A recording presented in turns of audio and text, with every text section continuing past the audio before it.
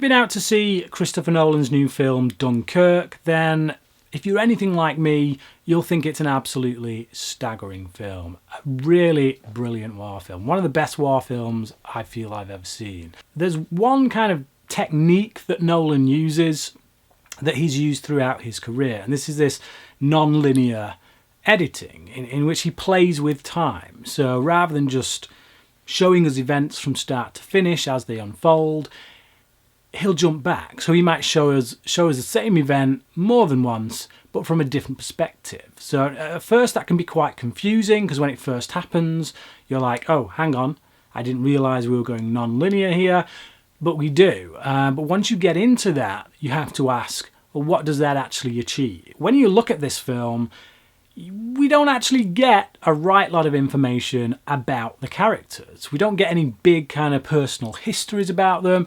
We get one little bit with Mark Rylance's character where he does give us some personal information about who he is. We get a sense of his history. But other than that, all the other characters, we're kind of just left with the immediacy of the situation to deal with. You know, bullets flying overhead, explosions going off.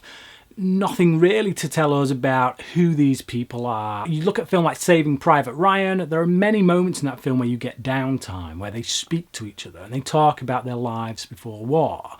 That they were a teacher or they were a mechanic or this, that and the other. Here, we don't get that. So we just have, as I say, what is going on, the events that are happening as they unfold.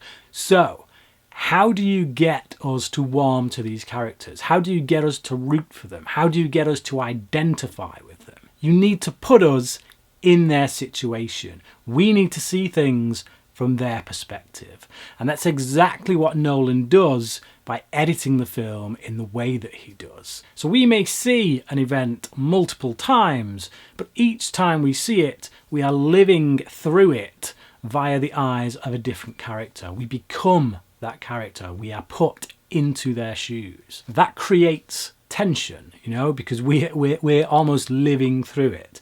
So rather than us knowing these people on a real personal level and kind of wanting them to survive and the tension coming out of that, out of what we know about them, instead the tension comes out of just pure survival mode, because we are seeing things and living things as they are. For me personally, Dunkirk is one of the best war films that I've ever seen. I think it's a masterpiece.